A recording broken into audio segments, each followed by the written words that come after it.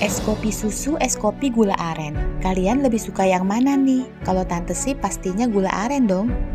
Apa jadinya nih jika kapal kalian terjebak badai dan terpaksa harus singgah di sebuah desa misterius yang penduduknya nyeremin? Apa yang akan kalian lakukan? Yuk langsung saja kita saksikan keseruan ceritanya. Selamat menonton dan terima kasih. Film diawali dengan Paul yang sedang menyelam dan menemukan sebuah lubang di dasar laut, di mana di dalam lubang itu telah menunggu seorang gadis cantik. Akan tetapi, saat gadis itu mendekat, ternyata gadis itu memiliki gigi-gigi yang tajam seperti seorang monster. Untungnya, itu semua hanya mimpi. Meskipun begitu, hal ini telah beberapa waktu membingungkan Paul, karena hampir setiap malam dia bermimpi hal yang sama. Setelahnya, Paul yang sedang berpesiar di area lepas pantai Spanyol bersama pacarnya Barbara dan juga kedua orang tua Barbara, Vicky dan Howard, melanjutkan acara liburan mereka dengan berjemur di atas kapal pesiarnya. Tak lama, mereka mendengar suara nyanyian sejenis himne yang sepertinya berasal dari desa di pinggiran pantai. Howard bilang kalau mungkin di desa itu sedang ada festival keagamaan. Mendadak, awan badai muncul dari arah lepas pantai. Mereka pun bergegas mengikat tali layar untuk mempersiapkan diri menghadapi badai yang menerjang secara tiba-tiba itu. Sayangnya, karena angin badai sangat kencang, kapal mereka pun oleng hingga menabrak sebuah karang. Untung saja, mereka bertiga yang berada di atas kapal tidak terjatuh. Sedangkan Vicky yang saat itu berada di dalam dek kapal, kakinya terjepit hingga tak bisa bergerak. Melihat itu, Paul segera menembakkan pistol suar ke arah desa, berharap siapa tahu ada warga desa yang melihat dan menolong mereka. Tapi anehnya, tak terlihat satupun warga yang berada di area lepas pantai. Desa itu terlihat seperti desa kosong. Karena itulah, Paul memutuskan untuk naik sekoci bersama Barbara ke desa itu untuk mencari pertolongan. Sementara Howard standby di kapal menemani Vicky yang kakinya terjepit. Hanya saja, kelihatannya mereka harus bergerak cepat, karena darah dari kaki Vicky yang terluka terus mengalir ke bawah. Teman tante tahu kan kalau bau darah itu bisa memancing serangan hewan buas. Kembali ke Paul dan Barbara yang sekocinya mendadak robek karena menabrak sesuatu, sehingga mereka harus cepat sampai di pantai atau mereka akan tenggelam. Pada saat yang sama, Vicky merasakan ada sesuatu yang bergerak di dalam air. Ditambah lagi, terlihat bercak-bercak hitam seperti tinta mendadak mengambang di sekitar mereka. Howard pun segera meraih senter untuk melihat ke dalam air. Dan dalam sekejap, sesuatu mencoba untuk menarik Vicky ke bawah. Melihat itu, Howard segera meraih pistol dan menembakkannya. Paul juga Barbara yang mendengar suara tembakan dari arah kapal tak bisa berbuat apa-apa karena kondisi sekoci mereka tidak memungkinkan untuk kembali ke kapal. Jalan satu-satunya adalah sampai ke pantai secepat mungkin untuk mencari pertolongan.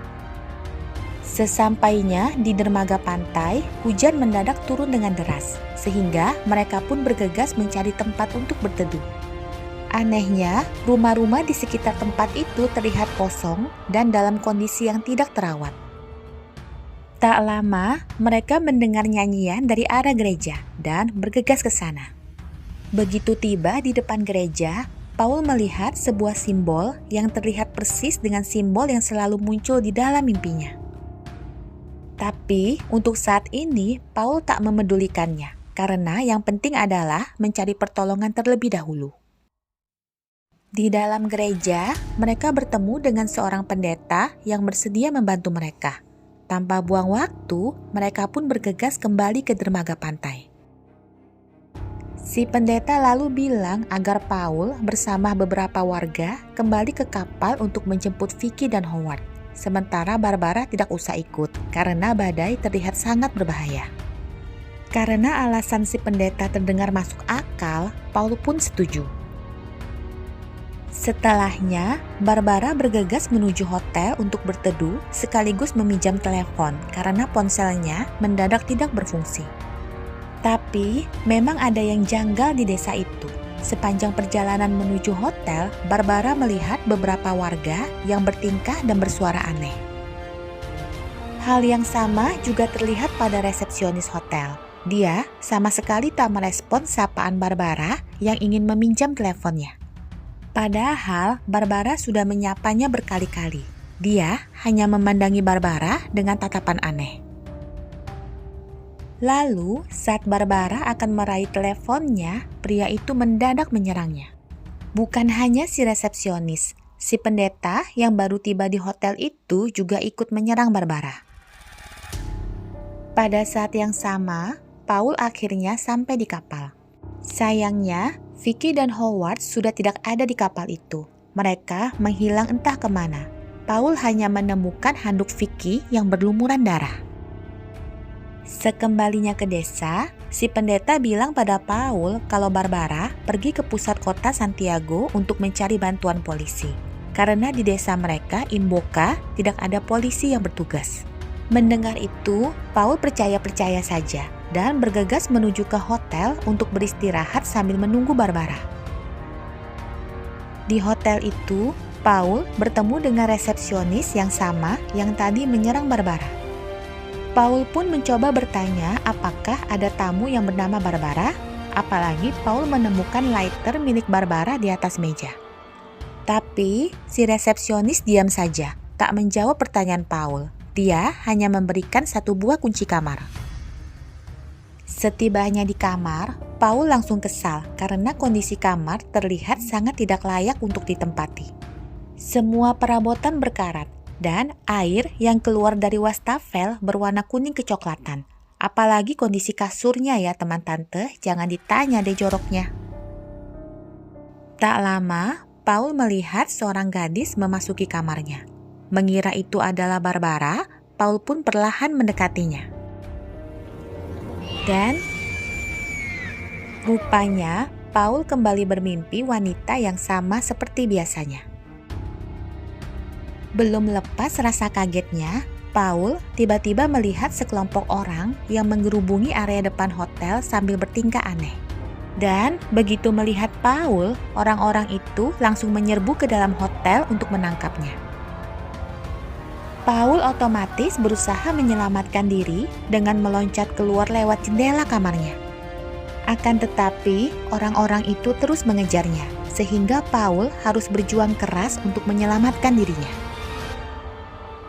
Di saat Paul bersembunyi di sebuah gudang dari kejaran, dia melihat kulit wajah dan tubuh manusia yang digantung berjejer.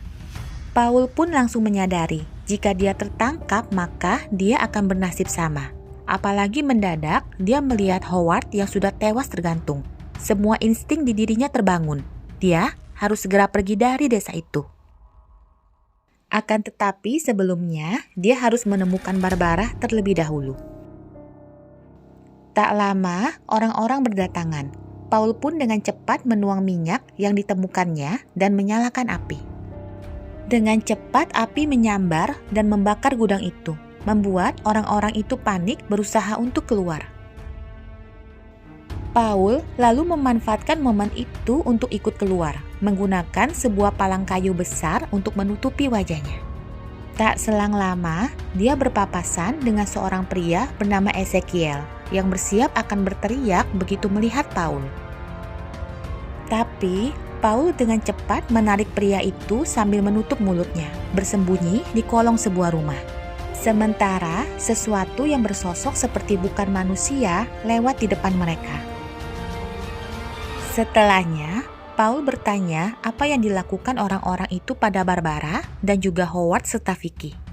Ezekiel bilang kalau orang-orang di desa itu membunuh setiap orang yang datang dan mengambil kulit wajah mereka.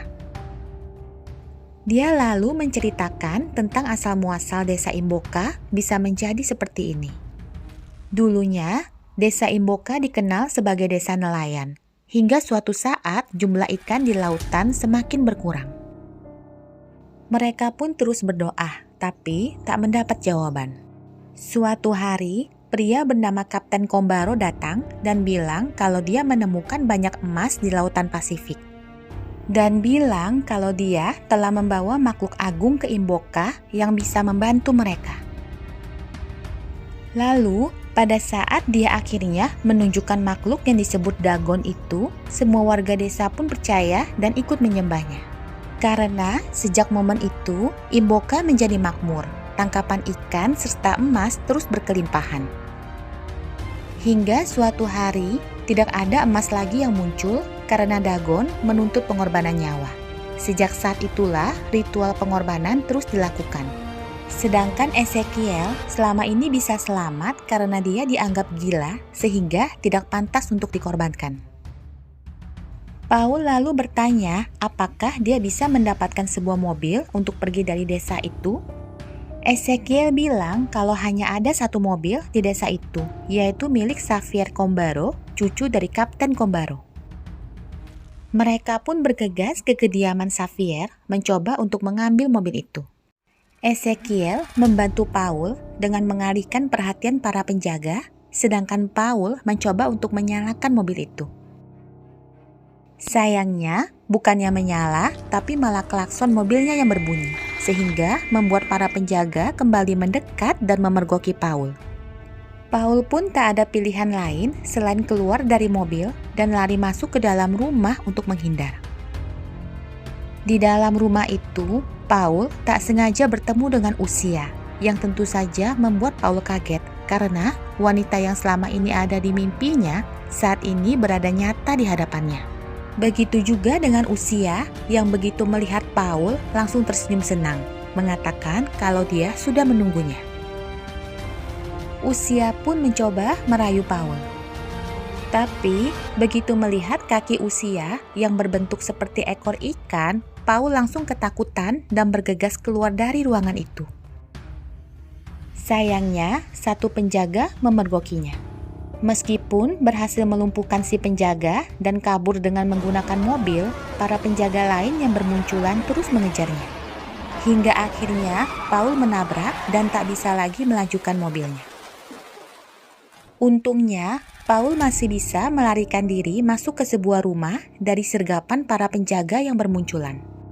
Tapi, bukannya berhasil bersembunyi, Paul malah bertemu dengan satu penjaga lagi yang mencoba untuk menghabisinya. Dengan susah payah, Paul meraih tutup kloset dan memukulkannya ke kepala penjaga itu hingga tumbang. Sayangnya, Paul akhirnya berhasil ditangkap juga oleh para penjaga lainnya yang sudah berjaga di depan rumah.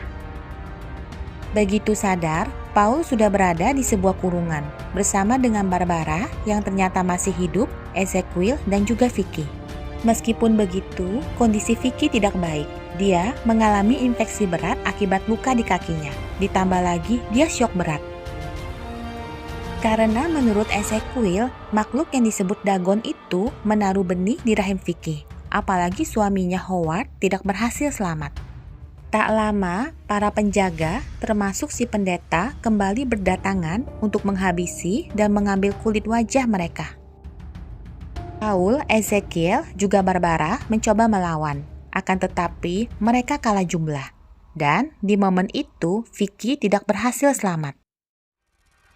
Disusul oleh Ezekiel yang dikupas kulit wajahnya. Untungnya saat Paul akan dikuliti, Usia yang ternyata adalah pendeta suci mereka muncul mengatakan kalau dia telah memilih Paul untuk menjadi pasangannya.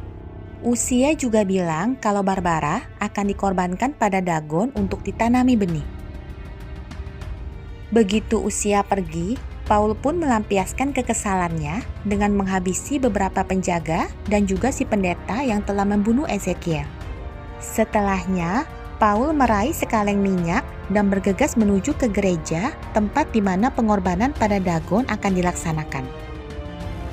Di gereja itu, Paul menemukan sebuah jalan rahasia menuju ke ruang bawah tanah yang membawanya tepat ke lokasi persembahan, di mana Barbara sudah diikat dan sebentar lagi Usia akan memulai upacara persembahan. Mantra pemanggil Dagon pun diucapkan oleh Usia dan digemakan berkali-kali oleh para penjaga. Tak lama, Air di bawah Barbara beriak, menandakan Dagon telah datang. Pada saat itu, Paul muncul menyiramkan minyak ke tubuh para penjaga dan membakarnya, lalu bergegas menarik tali roda untuk menarik Barbara kembali ke atas. Tapi sayang, Dagon ternyata tidak mau melepaskan Barbara. Dalam sekejap, Barbara kembali dibawa ke bawah oleh Dagon. Usia lalu mencoba menenangkan Paul dengan memberitahukan jati diri Paul yang sesungguhnya, di mana Paul ternyata adalah anak dari Xavier. Ibu Paul melarikan diri dari Imboka saat mengandung Paul, yang menjadikan Paul adalah keturunan Dagon sama seperti Usia. Sehingga takdir Paul adalah bersama dengan Usia untuk menghasilkan lebih banyak lagi keturunan Dagon. Mendengar itu, Paul segera menuangkan minyak yang tersisa ke tubuhnya dan menyalakan api. Usia dengan cepat membawa tubuh Paul yang tengah terbakar terjun ke air ke tempat Dagon berada. Begitu masuk ke air, Paul langsung bisa bernafas lewat insang yang muncul di tubuhnya. Dan seketika itu juga, Paul melupakan semua memorinya saat menjadi manusia. Dia tersenyum senang menatap Usia dan berenang bersama menuju kedalaman laut tempat Dagon telah menunggu mereka. Demikianlah akhir film Dagon ini. Semoga kalian suka ya dengan alur ceritanya. Jangan lupa di subscribe dan di like juga videonya. Terima kasih.